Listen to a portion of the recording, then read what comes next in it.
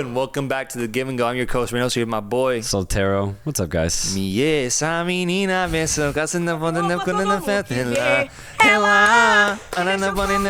we started off with a great headline today. Waking up to this was insane, and I just feel like I have to mention it in regards to recapping this week of football.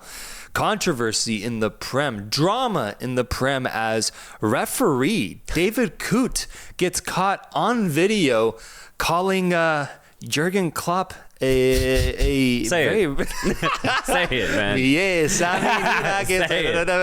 calling him the C word, let's just say, and then calling Liverpool shit as well in the video. A direct attack to my beloved team, and an investigation that is worthy of doing now that he was caught on a 2-minute video just being blatantly against Liverpool or just being very biased at that. So controversy right off the bat. Did you see the video? What are your thoughts? So it's interesting. He was officiating the Liverpool Villa game, right? Liverpool won, so there's no controversy there. The way I see this is that this is just humanity, man. You're a referee. You're also a human being. You have ego. You have personality. You have feelings, and sometimes those feelings can get hurt, bro. Now, should they? In an ideal world, a referee's a robot, right? And that he has no feelings. He can't get hurt by words that are said to him from the players, from the fans, from the coaching staff. But unfortunately, that's just not how it is, right? The thing is, I bet you most refs would say something bad about some coach out there. I really do think so. I mean, think about it. Like, if you could get Pep high, bro, if you could get him drunk, he would probably say some shit about Klopp. For sure. He would definitely say something, bro. 100%. So, do you want to hear this as a Liverpool fan or as a guy who's completely unbiased trying to enjoy the Premier League? Absolutely not. But I just think this is the reality. And unfortunately for Coote, he just got caught in the act of saying it. He got caught. And I just can't believe the video, how blatant it is. They didn't even bother hiding it. It has a camera in front of his face. Like, he looked a little, I might say, coked out. There's something, There's something going on. So he probably was distracted by other feelings that he had in that present moment, but still, massive mistake. I'd be surprised if he's allowed to referee in the Prem once again, dude, to be honest. Yeah, same, honestly. Yeah, so it just sucks for him. But, I mean, seriously, man, like, I just think a lot of people would have something bad to say about somebody else in this field. At this level, too? Yeah. At this level, with how high impact and high intense the game is nowadays. Yeah. Anthony Taylor? Yeah. Get him a little excited? Imagine, bro. Imagine what he would say, bro. What he would have to say. Because he's had some lashing out from some coaches and some teams, man. I bet he's got a lot to say. And ultimately, as a ref, you got to just keep that in. If you're trying your best to be objective, you just got to take it, forget about it, and move on. But it can be very hard to do. I'm not defending David Coote. No. But you're right. This is humanity. This is the reality of the situation. There is no true objectivity that can be had out there because, man, it is just such a tough ask. A task that could only truly be achieved by a robot. Yeah. And you could almost sort of blame the refereeing, organization of the Premier League in general for maybe not vetting the referees as maybe well as they should, because ideally you should get a ref that maybe is a little bit more mentally stable in the sense that he can't get his feelings hurt, But I don't think they really look for stuff like that. And some referees do like to be the center of attention. And in those cases, I do think that's where a referee should be accounted for and should be checked and sent down to the second or third divisions and prove themselves to be a top referee. So I think there's also some criticism you could give towards the refereeing organization of the Premier League and being like, y'all gotta vet your referees a little bit better. 100%. Regardless, didn't have an impact in this Liverpool Villa game, luckily, because Liverpool went out and dominated Aston Villa once again to win 2-0 at home in front of a raucous,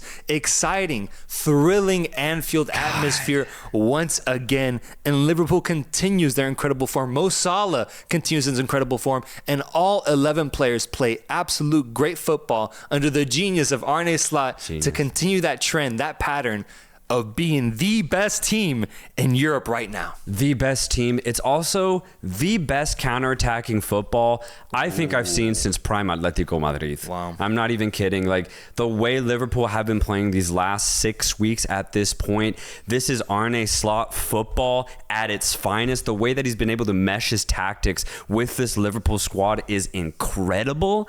And the way that they counter, it's ruthless. We keep saying it, and I'm going to keep saying it until they lose. The thing is, I don't know if any team can beat this version of Liverpool. They have the best defense in the Premier League by a large margin, by the way, and they also have joint top most efficient offense in the Premier League as well.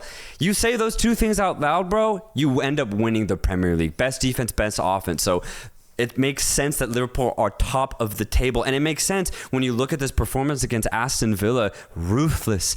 Both goals, just ruthless counter-attacking football.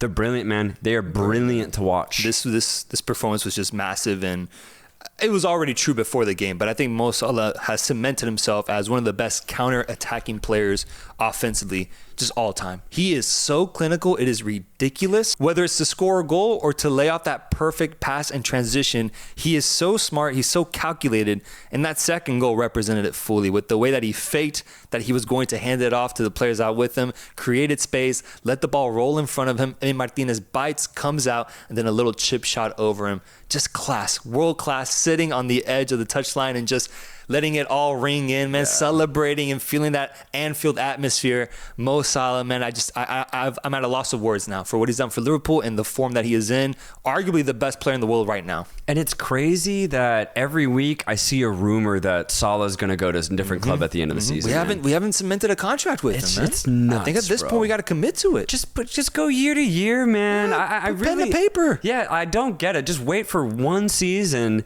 for him to just drop off considerably and then be like, all right, well, it's time for you to go. But the way he's playing right now, he's the best winger in the world. I'm so surprised by that, man. I really am. It's giving like Real Madrid Cristiano Ronaldo when he had just won a Champions League and Madrid were just like, we're just gonna let him go. Just let him go. And you could say the same thing for Van Dijk, who's been playing incredible this season. Also hasn't had a contract extension signed, and Trent Alexander-Arnold as well, who's being rumored to potentially get linked with Real Madrid. Liverpool fans are eager to put pen to paper for all three of those players, core players of Liverpool right now. And it just doesn't even make more sense because who are you going to get if it's not Mo Salah? Marmoush. But from like a winger perspective, you're not going to get it. So you might as well unless you get Vinicius. That'd be the only way. Like if Liverpool are trying to do a massive coup and get Vinicius from Real Madrid, then in that case, okay, maybe you let go of Mohamed Salah. Maybe. What about Rodrigo? Okay, also maybe, but even then I'd be more hesitant about a Rodrigo signing. Yeah. So unless Liverpool are going for the next best winger in the world, then you gotta keep Mohamed Salah at this club. I just don't see why not, man. The records that he has potential to break, goal scoring records, assist records if he stays in this league, even just 2 or 3 more years. Give him that opportunity, please. Don't send him to Saudi Arabia just yet. He's so talented, and what he means to Liverpool is just insurmountable, man. We need him at the club. And with this result, Liverpool gets a massive 3 points, because the second most notable thing that happened in the Prem on that same day was Brighton defeating Manchester City at home 2-1. The first time that Pep Guardiola has ever lost 4 games in a row in his managerial career. Liverpool now has a 5-point lead at the top of the Premier League. And I would say it's a pretty commanding one. This was a stunning second half from Brighton. The way they started it, I was like, okay, Carlos Baleba comes in the midfield for Ayari. Ayari's been good for Brighton. Baleba is a great midfielder as well. And there's a little bit more energy. They're starting to knock the ball around a little more. I'm like, okay. There's something here. It's 1-0. Maybe they get a goal. Maybe. And then I see my boy João Pedro get on the pitch. And he's been out for a little bit, for a while, honestly. And once I saw him, I was like, oh, okay. There's a comeback maybe brewing here. Let's go. I get real excited. And what happens? What happened, bro? Scrap in the box. João Pedro sees it. He pounces on it. Boom, 1-1. Gotcha. Scenes. Absolute scenes. Then not too long after, he feeds Matt O'Reilly, who has to do, honestly, a lot still. And he puts it past Ederson. Scenes in Brighton. They go up 2-1. And they see the comeback, bro. Yep. They see it out. Manchester City lose another, as you just said, Pep Guardiola's first time losing 4 in a row just in general in his whole managerial career. But what a beautiful second half performance from Brighton, where they dominated possession. They had sustained offensive pressure in the final third, and they were just non-stop attack against this Manchester City defense. Incredible result, performance from Brighton. And one that I think was due, man, with the way that this Manchester City team has been playing after that thrashing that they had received in Lisbon just a few days ago. They go away to Brighton, and it's the same result, man. At the end of the day, this team just looks human. They look unlike other versions, and if this trend continues, it's probably the worst Manchester City team that we've seen since Pep took over, honestly, man. Like, since his first season. This version is looking really shaky right now, and it's why I said Liverpool has a commanding 5-point lead, because I mean, at the end of the day, they're truly the only threat to the title if Arsenal continues tying like how they did against Chelsea, and if Nottingham Forest falls to Newcastle United 3-1 like how they did this week. I think the title now looks very in favor for Liverpool, because in the past we've seen Manchester City start off the season sometimes a little shaky, but then they always go on that 20-25 game win streak. It's iconic for them. It's become a stamp of their game for the past 5 years. I don't think I see that happening this year, man. I really don't. And if that's not going to happen, Liverpool's running away with it. No, I completely agree. The way the league is set up right now, with the way that City and Arsenal are performing, the league is now set up for Liverpool to run away with it. Because I don't see any team beating Liverpool. Their next best opponent is Manchester City, and they look very susceptible, especially defensively. And the way Liverpool play in general, they're better without the ball. They absorb, and then kill you on the counter. Not a single team has been able to stop it all season long, both in the Premier League and in the Champions League. So Liverpool right now have a really good 5-point gap at the top, and it might just keep getting worse. And we have a crazy Liverpool City matchup coming after the international break pretty soon after. So that's going to be really exciting, where Liverpool could even extend it further, bro. Yeah. So there's a lot still to come before we even hit December, man. And this is really, really important for Liverpool to just keep going, because if they could establish like a 8-9 point gap come Christmas time, they might be able to do what City usually does, and that's just run away with a league and just take it all the way home. But it's incredible, because I did not see the second coming of a Liverpool dynasty happening this season. I just did not see it, man. And what Arne Slot has done, I don't know if it's ever really been done before. Not to this level of effectivity, man. Liverpool look perfect. It's scary how well they're performing. And for Manchester City, man, yeah, they just look so susceptible. That second half against Brighton is so indicative of where Manchester City's at right now. I see 4 problems wrong with Manchester City. So first thing's their defense. 2 years ago, Manchester City's defense was peak. They had the best defense in the league, best defense in the Champions League. They were on top of it. Ruben Diaz was in his peak. Now it's all the same guys, but they've all dipped in form. Last year, I thought they were a little bit weaker defensively. This year, this is the worst defensive performance I've seen from Manchester City in Guardiola's tenure. Another thing I see that's really wrong with Manchester City just in general, and it's not their fault, but they don't have an anchor in Rodri. Right? They just don't have a defensive midfield guy that dominates the defensive portion of the midfield.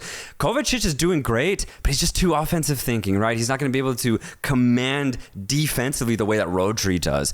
Gundogan also is just more of like a midfield offensive type, so I just think there's a bit of a hole in Manchester City's midfield that they simply cannot replace. Third thing, Phil Foden's gone ghost, bro.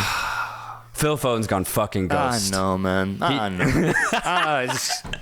But this one gets me, because how do you go this ghost?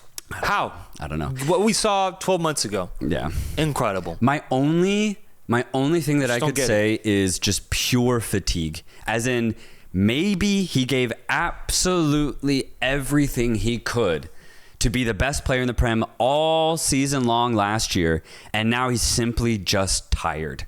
That's my only reasoning I could give. I guess the only thing. I don't know what else to say. I don't know what else. Maybe the scrutiny got to him from the Euros, and now he just can't play up to that level. But his touches on the ball, his confidence, it just isn't there. And it's a shell of the player that we once saw that was so, honestly, clinical, smart, how he uses his body, how he opens his body up for opportunities and scores, assisting. I mean, he took over for Kevin De Bruyne, who was injured to start last season as well, and made it seem like they didn't even miss Kevin De Bruyne. He was incredible in that attacking midfield position, facilitating the offense. This time just isn't there anymore. And since it's not there, and you are missing De Bruyne, and they have been missing him in past games with his injuries as well, it's just not going to be a recipe for success here. And so offensively, I'm just not seeing anybody really step up. Bernardo Silva isn't doing as much work as I would like out of him. Haaland is scoring the chances that he gets, but I mean, there's not much else there. You got Gavardiol having to score goals for you and create offense. So it's disappointing what has become a Manchester City's offense, because I feel like that was the thing that defined them the most. Even when their defense can be a little shaky, last year they made a point that they can still outscore you. And this year, it's neither one is true, man. That is my fourth point, is that the wing play from Manchester City is a shadow of what it used to be. Matheus Nunes and Savinho are good footballers. You know, they can be so effective. They're dirty. You know, they're so talented, but they're not producing for Manchester City. It's just simple as that. Nunes and Savinho, while they do create a lot of havoc and chaos, it's not leading to assists or goals. And in the past for Manchester City, as you already pointed out, they've always had a guy step up. They've always had one guy. Jack Grealish had an insane one year where he just was doing so much on the left-hand side. He wasn't necessarily scoring a lot, but he would draw 3-4 defenders that would just leave the rest of the team open. Nunes and Savinho aren't doing that. And when you look at a guy like Doku, who they got also last year, he's just not as effective. It's just so happening that all of these wing signings that Manchester City have got over the last 2 seasons are not good. At least not Manchester City good. So now you get this weird product where not only is their defense shaky, but they just can't really score they can't score at all either. So we saw it perfectly in this Brighton second half, where Brighton had all the ball, and when Manchester City got on it, they had no one to go to. They had no one to look to. Haaland is working really hard, and honestly, he's still probably the best striker in the Premier League, but he needs service, and he's just simply not getting it over the course of 90 minutes. So you get this insane result where Brighton are the better team. They get 2 goals back-to-back, and they complete the comeback, and it's another loss for Manchester City, but it's going to be really interesting to see how City respond.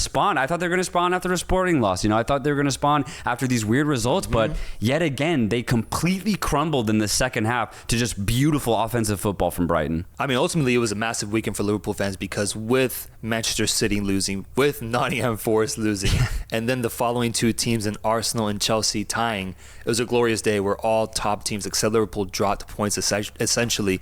And you get it after Arsenal tie Chelsea at Stamford Bridge with a goal from Martinelli getting on the board, and you can see the confidence it gave him, just how happy he was to finally score a goal of a one and only Martin Odegaard assist. And then later in the game, Pedro Neto ties it 1-1. The result ends tied. Your thoughts on this match? It's just more joy for Liverpool and more sadness for Arsenal, bro. That's all this comes down to.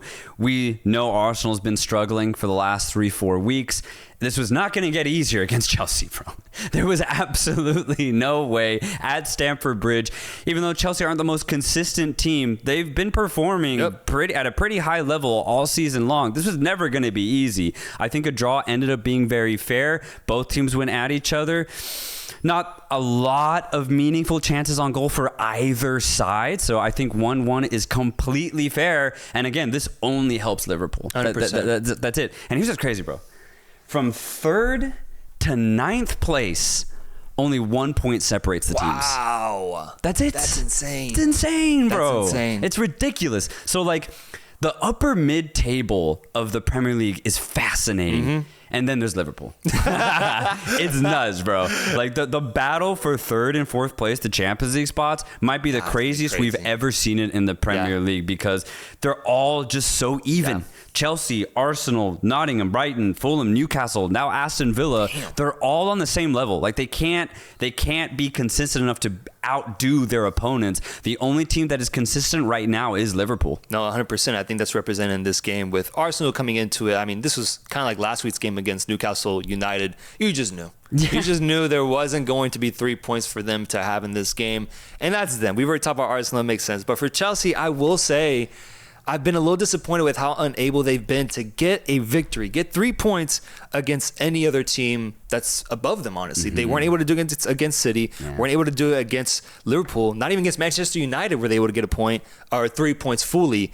they're like edging me, bro. Yeah. They're like, they've been playing good. I like how Enzo Maresca has these guys shaping up, but when it comes to a big match against a top 6 team historically so far this season, they haven't been able to top them. Yeah. And I'm still waiting for that performance, man.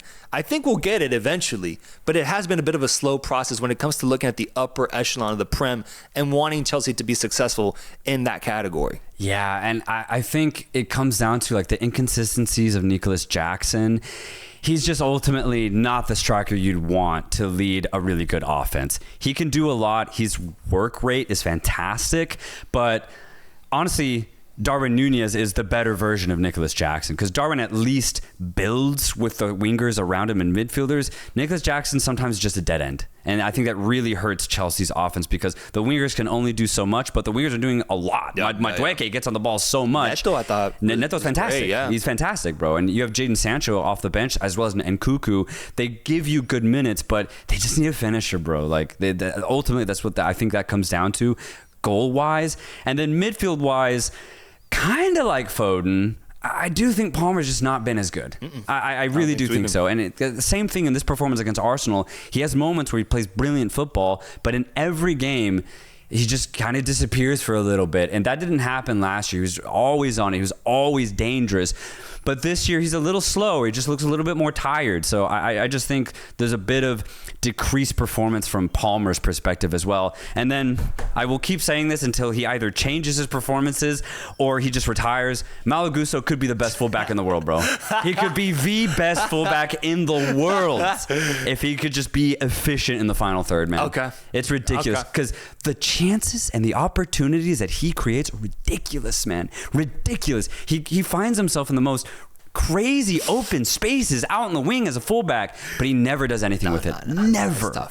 So it's like you get really excited because you see Chelsea play brilliant attacking football, but a lot of the time it breaks down in the final third simply because 100%. Of what I've just broken down. Some of the players they have just simply aren't up to par. Up in the final third, no, man. But yeah, what they've done before that, Caicedo this season. Yeah, man. Every time I watch him, I'm just fucking hyped, bro. Yeah. He's got me lit. One of the best midfielders this whole year. I want to highlight him because he has been a machine in that midfield, either retrieving the ball or sending the ball forward up to the forwards to take care of it. But as you mentioned, the forwards aren't taking care of it, and that's I think why we see inconsistencies in results. But Caicedo is doing all that he can, making up for a little bit of a dip in performance from Cole Palmer so far. Yeah. And just doing an absolute great job in that midfield. So credit to him. It ends 1-1 at Stamford Bridge, and we already said it, a great week for Liverpool at the end of the day, and a very notable week as well. Because last week we made a point to say that when it comes to gauging the best team in Europe, we're going to go with Liverpool. Even though Barcelona has played incredible up until that point, destroying teams in the process, we're Liverpool guys right now with the form that they're in, the resume that they have. And I went so far as posting that on Instagram and posting it on our story, especially after the result against Aston Villa winning 2-0. Right after the game ended, I said, best team in the world on our IG story. Yeah. Our DMs got flooded, bro. Of course. Flooded by feisty Barcelona fans, man. Passionate Barcelona fans. And I said it, man. I said, look, I would love to see a UCL final between both these teams right now in this moment. But I think when you look at the loss that Liverpool experienced, which was against a top team in Nottingham Forest, versus at the time Barcelona losing against Osasuna and AS Monaco, I'm going to go with Liverpool in the way that they've been playing and the quality that they've shown. But Barca fans weren't hearing it, man. They weren't hearing it. What happens the following day? 0 shots on target from Barcelona. 0, bro. I don't get it. But this is the same sort of collapse that we saw against Osasuna. Yeah. They just, apparently, once a month, Barcelona just don't show up. Yeah. Liverpool haven't done that yet. There's a fault in their engine, which is incredible. But there's a weird flaw that's there that can be exposed. And we saw it this game. Obviously, Barcelona fans were reaching out immediately with the word robbed, result robbed, because to start off, the most controversial play of the game was a play where Robert Lewandowski receives the ball, scores it, but it was a very, very tight offside call that honestly could have gone either way. And honestly, I don't know. I don't know on this one. It is so tight. Offsides is black and white. So you should get it right. In this case, I do think they actually got it wrong. I think Barcelona did get robbed of a goal. So I actually agree. If you are complaining that... You think that was the Sociedad player's shoe? Yeah. Yeah? Yeah. That's crazy that they fucked it up, man. Yeah. It's like Liverpool last year where there's just complete VAR fuck up. Yeah. You know? I think this is ultimately what happened here. The referees, they saw the boot. They're like, okay, Lewandowski offside, and they just told the ref, and it was too late. Like, I really do think there's something similar here. I do think Barcelona should have had the goal allowed. And maybe they would have won. Maybe they would have drawn. Who knows? Like, honestly, you just don't know at that point. But I do agree in the sense that the referees got it wrong. They got it wrong, bro. I mean, I'm just either way on this one. I just thought it was one of the closest calls I've ever seen. And the response afterwards was better from Sociedad when it was still 0-0 at the end of the day. But I'm down for it, man. I really am. I mean, it was a crazy call to make. And Hansi Flick was pissed on the sidelines.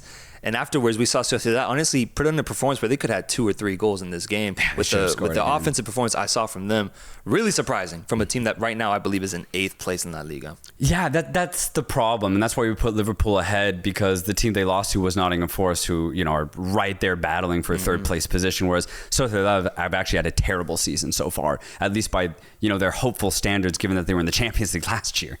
So for Sociedad to beat Barcelona, I think the way the game went just kind of means it looked like Barcelona just weren't up for this game. Like, they looked just kind of disinterested.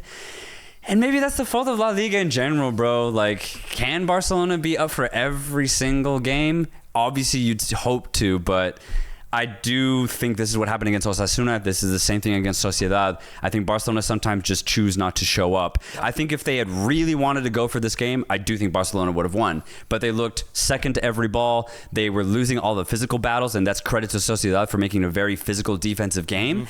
And they got the goal, and Barcelona didn't, right? So Sociedad completely deserved the win. But I'm just kind of disappointed that Barcelona kind of stoop down to this level occasionally. In this game, yeah. Yeah. Is there anything to be said, though, with no Yamal?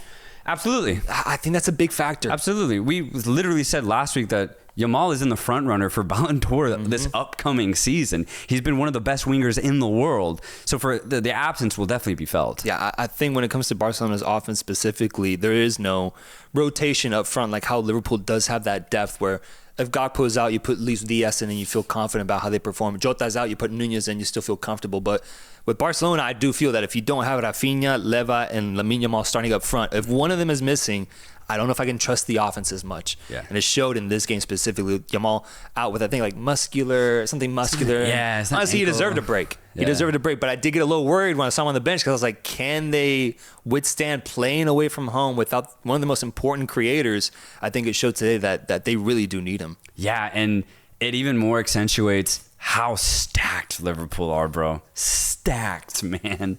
Again, I noted it last week. The midfield and offensive line rotation that Slot has going on, they're the most stacked team, I think, in Europe. And I think it's going to lead to a very good Premier League and Champions League run.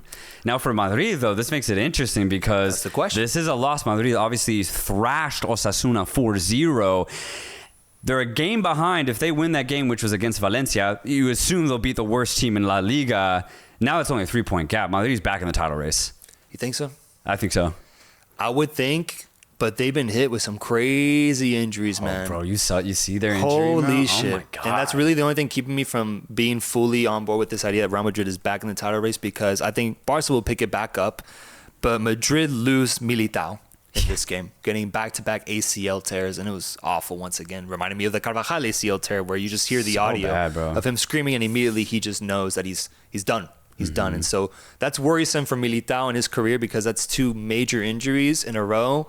Wish him the best and speedy recovery, but man, what a tough loss for one of Madrid's best center backs. You lose him. Vasquez is out now, and it looks like he's going to be out for about a month, I believe. Rodrigo is out now once again, and it looks like he's going to be out for another few weeks. That's a scary one for me. You think so? Because I think Rodrigo gives something that the rest of the team doesn't have, and that's creativity from a wide position. Without Rodrigo, I do think Madrid miss a lot. So that's going to be, for me, the biggest injury. And it's concerning because he was just injured. He's re-injured himself. Yeah, I mean, and also the Lucas Vasquez one just, I think, is going to expose that fullback position even more more exposed than it already was with him starting these matches. That's just going to become a weak link in their defense, I believe. And then Tchouaméni out as well, and then Carvajal. Yeah. Some big names, bro. Big names that I'm curious. I don't personally think I think these names are big enough to where it's going to come in the way. It's going to come between them lifting the La Liga trophy. It's definitely on in the sense of numbers, and that, I can't deny that. But I think in the long run, if these injury woes continue happening for Real Madrid, it's going to, I think, hold them back from achieving silverware in La Liga. Yeah, definitely. But, I mean, even if they had full health, the way Barcelona's playing, I would still pick them to ultimately lift the trophy at the end of the season. What is interesting, though, is that with Militao out, they brought on this guy, Asensio. No relation to Marcos Asensio. It's actually spelled slightly different too. But he comes on and gets an assist. A beautiful ball from a center back position, just lifts it over the defense of Osasuna, finds Jude Bellingham, and he puts it away beautifully. But what a beautiful ball. Lunin also got an assist in this game. So there are some deep quarterback-like passes from Madrid in this game from Osasuna. But I think the Militao one will be okay because Asensio honestly looked great. He didn't look like he was missing a beat at all. I really do think the Rodrigo one is going to be a miss. But for Madrid, this game was, it's why I get concerned when Barcelona play poorly because Osasuna didn't do shit against Madrid. Nothing, bro. Nothing, They mailed it in, though. man. There was nothing to give. They couldn't get past the halfway line the entire match. And Madrid honestly didn't look that good. Like, they were playing the same level that they played against Milan, and Milan beat them. So, obviously, I think we get concerned when Barcelona lose against a mid-table La Liga side because, frankly, I think mid-table La Liga is very weak when you compare it to the Premier League. But so for Madrid, Osasuna were in 5th place, bro, and they got thrashed 4-0. I just think it's kind of disappointing. But here's the thing, man. I've been holding off on this criticism for so long, but I just got to go in now. I got to go fully in. Mbappe. Oh. You haven't already gone in on him, bro? Not the way that I think we should. You want to cook him fully? I want to cook him Medium fully, rare? bro. Cook that, man. Dude, he low-key, I think he has the yips. Yeah, no, I think so, too. I think he's genuinely got it. He's not dribbling the same. Not the way that we've seen Prime Mbappe dribble. There are moments in every single game where he tries to get past a player and he forgets the ball. Like he's stumbling over the ball when he dribbles. Yeah. It is shocking to see, considering that for like a good 4-year period, Mbappe was one of the most deadliest strikers in the world.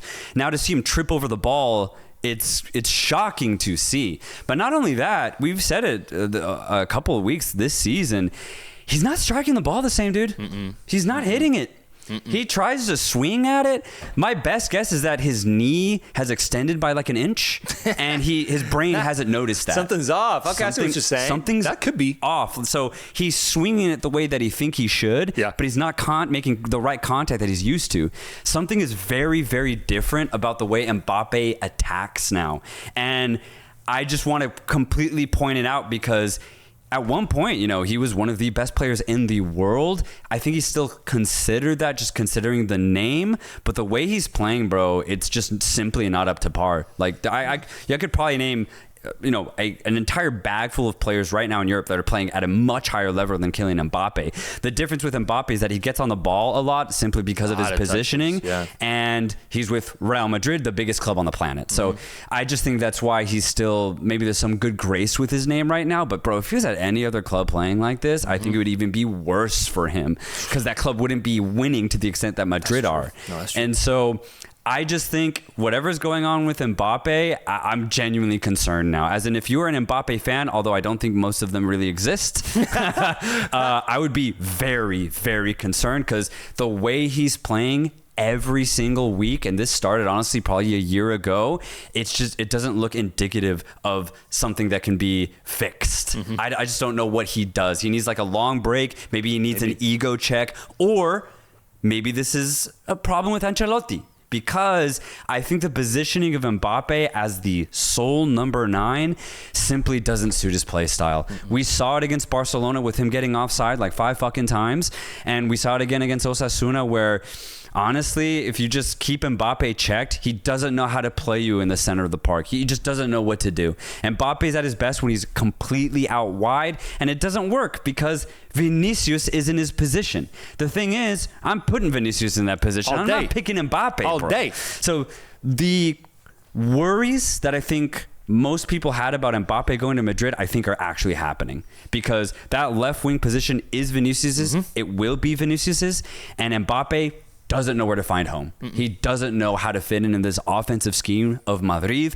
Rodrigo's perfect out on the right-hand side because he can cut in. He can still be a winger.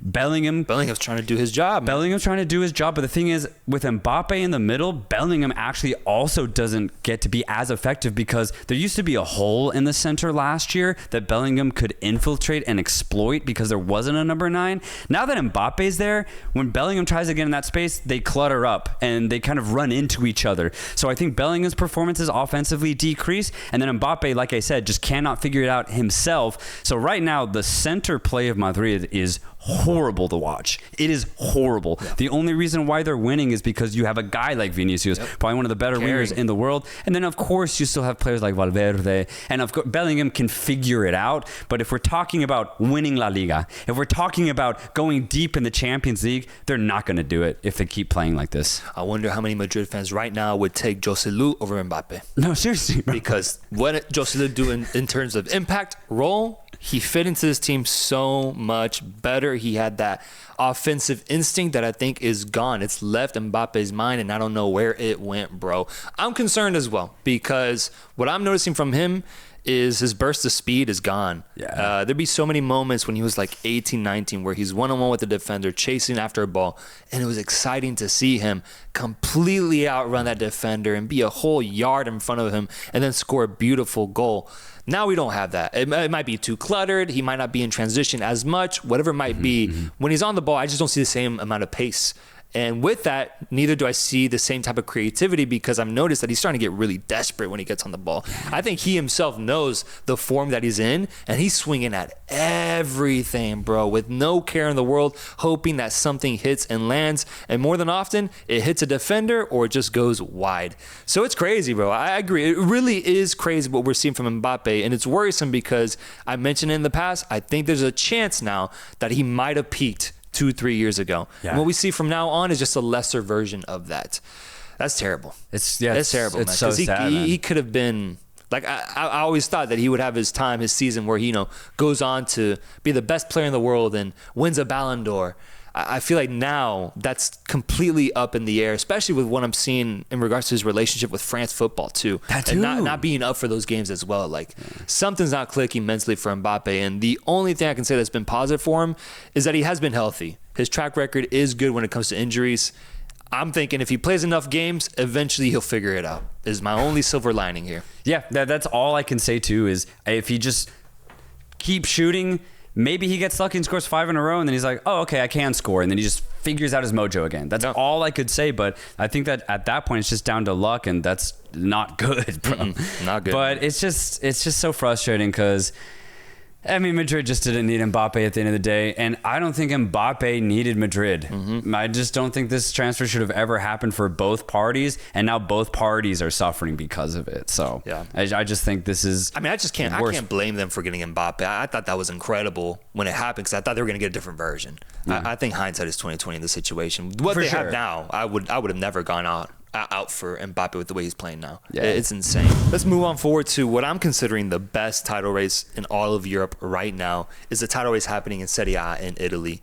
I checked into 2 matches just to see what's happening, but I do want to say as the season progresses, if the title race continues to be as exciting, y'all are going to get a lot more Serie A coverage because these games are really exciting and there is a true battle for first place with the gap between first and sixth place right now being 2 singular points. Incredible, man. All these teams are really going for the title. And we saw it in 2 matches between Atalanta versus Udinese and then Inter facing off against Napoli. A game where Inter ends up tying Antonio Conte's Napoli at the San Siro, and another one where Atalanta comes back from being down 1-0 against Udinese to flip the result and make it 2-1. Major results right there for Atalanta, who we highlighted. We want to continue to see this consistency out of, and a team who this month, honestly, has been nothing but consistent, keeping up that really good form. Yeah, I was scared when I saw they were playing Udinese, not because Udinese is really good, but just because Atalanta, maybe they trip up here, right? They almost did. Exactly. And They got the dub, so excited. And not only that, Napoli dropped even more points. It's now they've dropped 5 points over the last 2 matches. They had a comfy lead, but now it's completely been obliterated. So yeah, now we have a really interesting title race. But for Napoli, I think in their last 2 games specifically against Atalanta and now Inter, I think their weaknesses have been fully exposed, truly. They're a good team, but they still lack, I think, just a bit of offensive creativity or offensive killers that Atalanta and Inter Milan both possess.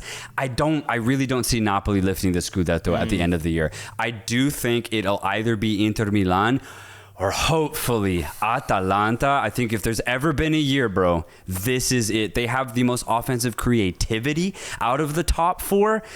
You know, that doesn't always necessarily mean you lift the trophy at the end of the season, but if there's a time, bro, it's now for Atalanta, man. They just got to keep it going. I think they're the best offense in Italy. Yeah, 31 goals scored, the most in Italy right now, with a pretty good defense of 15 goals allowed.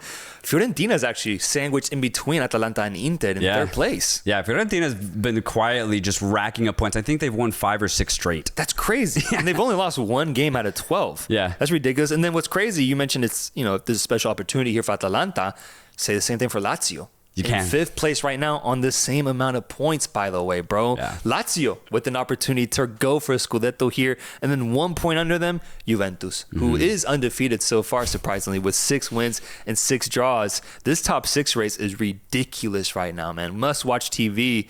And yeah, I mean, I'm with you. I want to see Atalanta win it. Do you know when they last won Serie A? I actually don't. I know. Let's look that up. They've never won it. I was about to say, okay, yeah. They've never won it. They've never won it. Imagine Gasperini. Dude. Imagine the legacy. I think he's already a contender for one of the best coaches this year, for the past 12 months, and even this season, with how he guided them to a Europa League title over the undefeated Bayer Leverkusen and completely outclassed them. Finishing in 2nd, the Coppa Italia just last year, went on a deep run there, but ultimately lost. If he can get a Serie A title, bro, a Scudetto for Atalanta fans, that'd be one of the craziest achievements we've seen from a coaching perspective. So a lot on the line for Atalanta. True history could be made. Yeah, it'd be crazy, man. That's why I don't want to get too excited because, just the experience of Inter Milan. Obviously, they've been winning more so over the last 5-6 years. They have the experience of lifting it. So I know it's not going to be easy for Atalanta, but man, they have my full support. And Lazio too. What I love about the top 6, even Juve, right? Even Juve, they all play a different style of football. So it'll be so fascinating this season specifically to see which style of football ends up winning. Yeah. Because honestly, at this point, they're all right there. They're all even, but which one's going to get that slight margin and just be the best team in Italy? It's going to be fascinating to watch. It looks, your jersey makes me think of Al Hilal. It makes me think of Al Hilal, man. Yeah, honestly. And so I have a question because Neymar came back. Neymar came back for 10 minutes? So laughing matter, bro. Because I got a serious question. Is it over for Neymar? No, you know where he's going? Oh, shit, man. Yeah, he's going home. That'd be crazy. He's going home, But what's bro. the point of going home if he can't play, bro? I'm coming at you from the injury perspective. He gets injured. No, he's injured. Oh. He's injured. He wants to go home. You think so? He's done, bro. He just wants to go back to Brazil, party it up, bro. Damn. You got sources? Get some goals, get some assists. I mean, if that's what... Drink some cachaça, bro. You know what I'm talking about? I mean, he didn't look good walking off the pitch. I mean, he looks injured, bro. Neymar looks injured. He's got to sell the shit out of it. Neymar leaves Al Hilal. And we see Neymar come back home and fucking light it up. Light it up, bro. Or at least have fun. I mean, yeah. That's just different than the tone I was trying to set. I really am getting worried. Beyond that train of thought, I'm over here thinking, is he done for real? Because it just seems like anytime he puts on those cleats, at least in Saudi Arabia, he's going to get injured 2-3 months max after. Yeah. Maybe a few weeks. To be completely honest here, I just wonder, did the doctors bring him back too early? Has he been trained? Obviously he's been out and healing, but there's also a recovery stage of getting match fit. Was he match fit to even play, or were they he's healed, put him on the pitch? You got to make sure both ways, bro. Yeah. So I do wonder if the doctor's he's healthy, but he's not match fit. And I wonder if they were just all right, let's play him. Yeah. But the fact that he did go off injured again, incredibly concerning, because Yeah, what an ending this would be for Neymar's career. But I mean, let's be completely honest, it would make total sense. Just the way his entire career has gone, for him to go out with not even like just a dust speck, it makes so much sense, bro. Yeah, after such a sparkle, such a beautiful ray of light that he was in his prime. That would be a fitting way, looking at the narrative, but of course that's not what we want. That's not what we're hoping for here, because realistically, 2 years to the World Cup, and he's the type of player that if he were to show consistent health, would perform up at very high levels and would probably get the call up for the national team. Yeah. And so I like the train of thought of, maybe go back home. Be comfortable. Be happy, Neymar. Take care of that first. Take care of his mental and physical health. Make sure that's perfect. And I'm telling you, bro, if he comes back like 2 months before the World Cup, like I'm taking him. Yeah. If I'm Brazilian, I'm taking Neymar. Like if you have the opportunity to play him, even at like 34 years old, I think by that point, or 35, I think you give the guy a shot. With the state of this Brazilian team and what he can do, I just get worried. I wonder, when I saw that injury, I was like, will I ever see him suit up for the Brazilian national team again? Was that game against Croatia the last time that we'll ever see him actually have a true highlight with the Brazilian national team? I hope the answer is no, man. I really do. But I just get worried for his career and how it might end. No, seriously. But I agree. If he is healthy, I think Brazil should call him up at least to be on the bench, because you never know if you just need an insertion of just maybe even energy if Brazil are down a goal or something at a World Cup, bringing on Neymar, knowing the fans would just go crazy to see him play. It might be enough for Brazil to get out of some sticky situations. I think so. And just staying in Brazil real quick, I wanted to congratulate the Brazilian Cup champions, Flamengo, defeating Atlético Mineiro, Copa Libertadores finalists, by the way, defeating them 4-1 on aggregate. Second leg was in Atlético Mineiro's home stadium, and they tried to go for the try. They tried to impose themselves, but they could not score on this Flamengo team. And actually what we saw was on the counter, Gonzalo Plata. I highly suggest people who have not seen the highlight see his game-winning goal from this match specifically. Absolutely turns a defender one-on-one with the keeper, and he chips it so beautifully. I could not believe it was Gonzalo Plata specifically scoring that goal, because I've not seen anything positive from them in a really long time. But what a goal. Gives them the 4-1 aggregate lead, and Flamengo are cup champions and ultimately deny Atlético Mineiro the chance at a Brazilian double. Hey, congrats to Flamengo. I wish it was somebody else, I'll be honest. I wish. They've won enough. I've been saying congrats to Flamengo for the last 6-7 years, bro. God damn it. Facts. No, and I think that's really it on that topic. Let's go over to MLS, yeah? Let's go over to the United States, where we had a dramatic day of matches, Game 3 matches specifically, to define who goes to the conference semifinals. And I mean, we got to start with the craziest one, bro. A Brad Guzan masterclass ultimately leads Atlanta United over Messi, Luis Suarez, Jordi Alba, Sergio Busquets, knocked out of the MLS playoffs as Atlanta United upsets them with a 3-2 result. Yeah, and what's shocking about this one is Messi equalizes for Miami in Miami. It's 2-2 with 30 minutes left. This is prime Inter Miami territory right there, man. This is it. Yeah. And they end up conceding. And they lose. They what? Conceding. They lose. They conceded? It just feels crazy to me, man. Doesn't it, bro? It doesn't make sense. It makes zero sense. The momentum, the story, it was there. It was completely there. They've been here so many times. They're the most prolific MLS team past the 75th minute, and not only could they not find a goal, they concede and end up losing this series. The best team in the MLS, also the most points accrued in MLS history, are now out of the playoffs. I think it's such a representation, just the craziness, the chaos of MLS playoffs. The setup is made for this ultimately. You can be as good as you can be in the regular season, but it's kind of like college basketball, man. Your momentum going into the playoff season is really, really important. And I think that's what we saw from Atlanta United here, a 9 seed upsetting the number 1 seed, but being deserving of it with the way that they've played. We've already highlighted before. They were immense in that second game, winning 2-1 at home and then providing a really good challenge for Inter Miami in the first match. In this game, as you mentioned last time, don't be surprised if Atlanta United shows up. Don't be surprised. And I wasn't because I was properly kept up to date on this Atlanta United team. And brother, Dax McCarthy masterclass. You got some great offensive weapons. Anybody can score on this team, bro, it feels like. Yeah. And then the the passion, the inspiration that Brad Guzan gives in that backline at 40 years old and going toe-to-toe with Messi and saving his shots and being a great goalkeeper between the sticks. There's a lot to like about this team, bro. And at the end of the day, I'm glad they went through over Inter Miami. Yeah, it's completely deserved. They were the better team overall. Brad Guzan also the only player that still remains from the 2018 championship run from Atlanta. So he's really providing that experience at the back. But this victory, you know, is not only deserved, but I'm going to go ahead and say Atlanta United should now consider themselves favorites to go to the final. Wow. Because you look at the other side of the bracket, it's New York Red Bulls, New York City. Red Bulls, I would say, maybe are the second favorites. New York City, while a good football team, I just think in general, Atlanta United have more to give. I think they have more weapons. You have Pedro Amador from a left wingback position who has gotten assists in every single playoff game. He's going to be a weapon from a wide defensive position. That's something that both New York teams simply do not have. But then up top, you have a really mobile striker in Tiare who's been fantastic. He scored 2 bangers against Inter Miami. And if you don't want Tiara, you can bring on Chande Silva, who scored a banger in game 2 against Inter Miami. Another really good mobile striker. And then alongside him, you have a really good build-up striker in Miranchuk, the Russian. Yeah, he's very talented. And then you have Georgian. Saba Lobianidze, who provides that creativity off the dribble.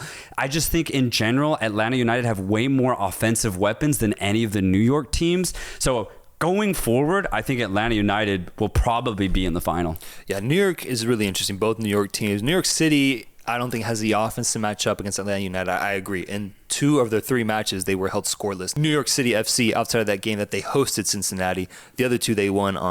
They went to penalties. Mm-hmm. And the New York Red Bulls, I do think they're unpredictable right now. They are. I don't know what to expect. They are. I think they kind of carry the same energy as Atlanta United right now. So I'd be interested. My personal, what I'm rooting for here is an Atlanta United, New York Red Bulls conference final, which would just be crazy given their seeds and the season that they had. But Orlando City did come off of a very thrilling victory at home against Charlotte FC, where they were down 1-0, and in the dying moments of the game, a penalty is called. Facundo Torres comes up to take the penalty, misses it, and then immediate rebound goal ties the game 1-1, goes to penalties, and then it's an absolute masterclass from this time Pedro Gallese, just shutting down that Charlotte offense and those penalty shootouts and just being huge between the sticks. And you could just see the emotion, the inspiration he was giving. It was beautiful scenes in Orlando as they end up being the team from Florida that ends up going the farthest in this tournament. Torres is so lucky, dude.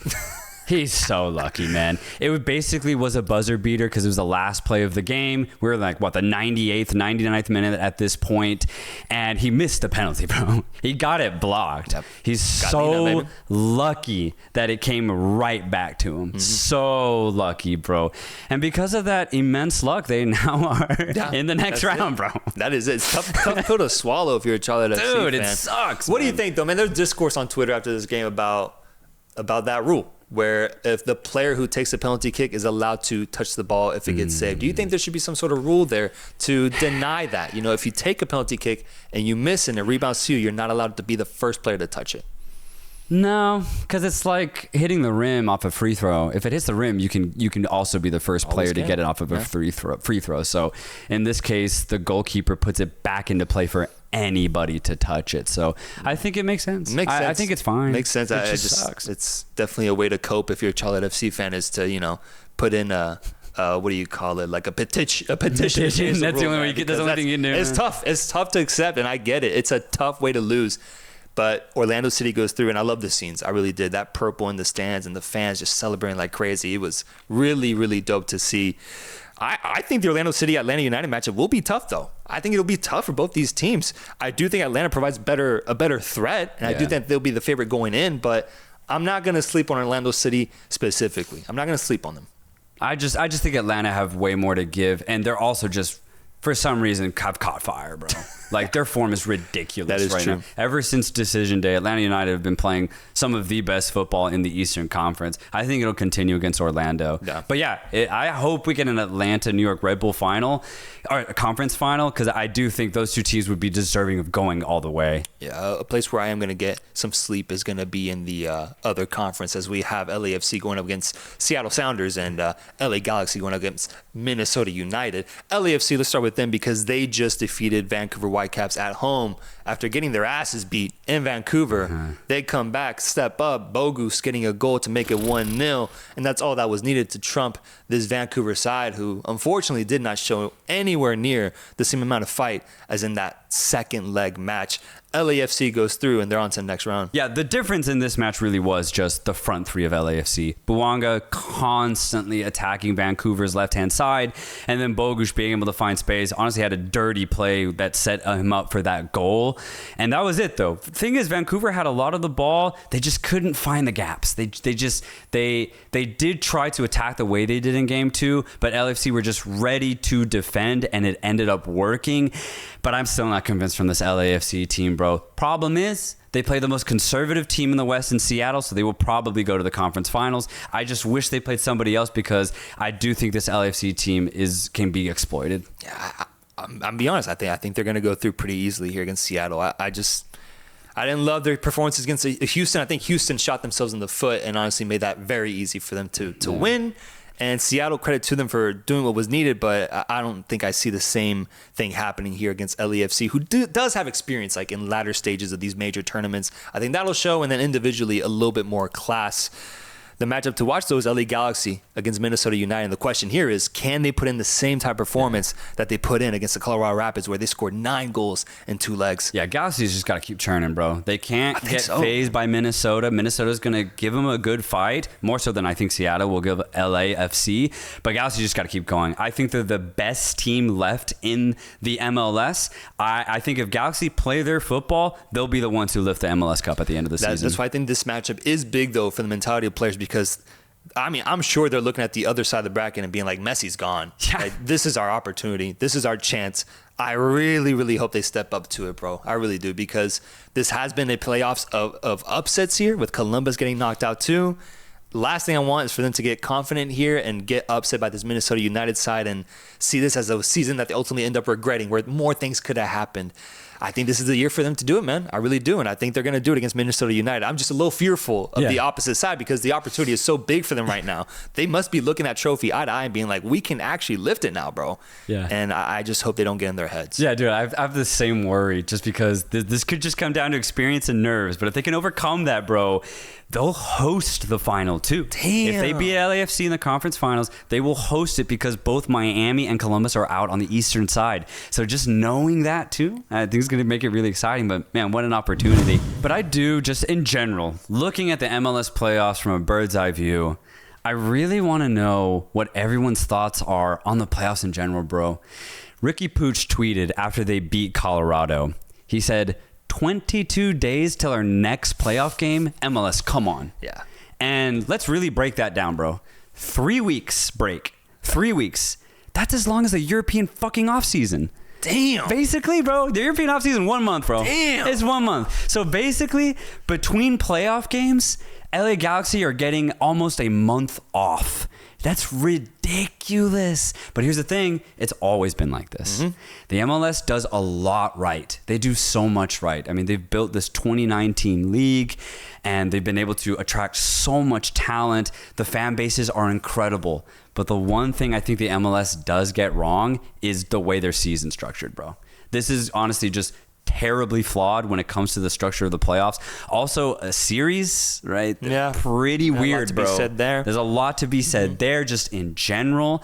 And here's what's crazy, bro. So, obviously, Atlanta pulled off the upset against Inter Miami, right? Orlando City, that goes like 3 games. Yep. 2 of them were penalty shootouts, right? So look at how tight all of these games are. New York Red Bulls, they upset Columbus Crew. One of them was also a penalty shootout. FC Cincinnati, New York City, that goes to 3 games. Penalty shootout to decide that one. LAFC, that goes to 3 games. Seattle against Houston, both games went to penalty shootouts. LA Colorado, that's the only one that was just blatant. Just There's one better team. And then Real Salt Lake, Minnesota, both games went to penalties. These are incredibly tight matches. And my point here is the regular season just doesn't justify matter, bro. It doesn't matter. It doesn't matter. You could have had these same matchups at the beginning of the season, and you would have possibly had the exact same results. That's true. My problem with that is in all other American sports, basketball, baseball, football, the reason why you have a regular season is to separate the good from the bad. And the MLS, they try to do that. They have a long, grueling 34-game season to, quote unquote, separate the good from the bad, but you get all these games where they go to 3 games and most of the games end in penalties. So it's like, there's no separation between any of these teams. So because of that, the entertainment value is high. Great. All right, so we have a good, entertaining product. Yeah. Problem is, why are there 34 games in the season? Why? Yeah. There's no separation. I can't tell you. Yeah, no, nobody can. I got nothing to say, man. There's nothing to say. So I think ideally, I hope in the next 10, 20 years, somebody realizes this up top, Commissioner Don Garber, somebody, and says, we need to copy the way Mexico does it. The MLS, I think, could be best played if they split the season in 2. Every team plays 17 games, and there's 2 playoffs every year. That'd be solid. It'd be solid, bro, because 34 games clearly doesn't separate anything. I mean, all these teams, they're going to penalty shootouts. Columbus, Miami, Atlanta United suddenly getting hot, and they beat the best team in the league. This could happen year on, year out. Mexico realizes the volatility in their league, so they have an apertura, clausura. MLS needs to realize they have the same volatility, That's bro. True. They need to realize it because I think the product could be so much better. And at the end of the day, bro, like if you're a team like Atlanta United, you're not going to host any more playoff. You get 1 playoff game. Yeah. 1 playoff game to host. That's insane. Like in every other sport, when it comes to playoffs, there's a true postseason. Yep. Even if you're a lower seed, you get to host a couple of games. And if you get it to like a 7-game series, you get to host a lot, bro. Sure. You go to the next round, you have a whole postseason, bro. But in the MLS, you have this grueling long regular season, and maybe you get 1 playoff game. I just don't think none of the regular season justifies any of what the postseason has to offer. So it's just a bit of a qualm. Ricky Pooch sees it. I think most people do see it. And I really want to know what the average viewer of the MLS really thinks about the playoffs. Or are they just fine with it? And they're just like, you know what? It doesn't matter. I'm really curious to see if I'm in the minority or not. I think they're following the wrong sport. I think they're modeling themselves after the wrong sport. I think they're trying to follow like NFL playoff format or NBA playoff format. The MLS needs to follow vintage 2000s college football format. First seed versus second seed. And that's it, bro. Because the first thing that Jordi Alba said when he came out against that loss against Atlanta United, he says, I'm surprised the conference champions just didn't face each other, right? He was surprised by that fact that the conference champions, Inter Miami, don't just play against the other conference champions in a one-off game. Yes. That just makes sense to a guy like Jordi Alba, who's a foreigner. And, you know, I think that balances having a Americanized version of football where you do have a one-off game to decide a winner, which is, I think, in contrast to European leagues where it's just straight up league format. I think you still get that an Americanized approach, but you still make it exciting and you still make it worthy of the regular season. Yeah. I think that'd be dope, bro. And it wouldn't waste our time. Either first seed against second seed in the Supporters Shield standings, or Western Conference champion against Eastern Conference champion, one-off game, bro. That's got to be the best solution. That'd be way better. It doesn't waste my fucking time, bro. That'd be way better. That'd be sick, because you're right. Then the regular season would fucking matter. Fully, man. It would fully matter. We saw how close it was for LA Galaxy, LAFC, and it switched at the very end. Like imagine if that mattered. You lose out on the last night. Fuck, we're not in the final. Yeah. That'd be awesome, bro. I don't know how to... I mean, I'll just do blatant, but... If Atlanta United ends up winning the title, right? Was their regular season worthy of that? I don't think so. No. It's kind of crazy, right? Yes. I think what their regular season was worthy of, like, instead should have been like getting qualification into Leagues Cup.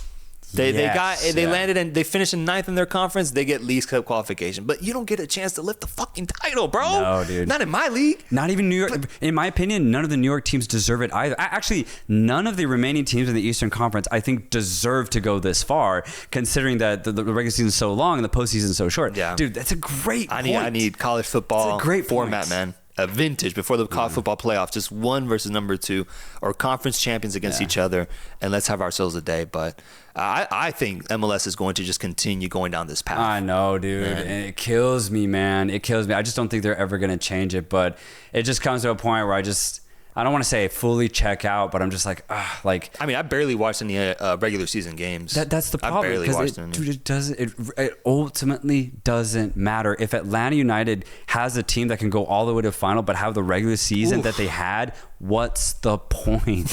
What's the point? There isn't any. I don't think so.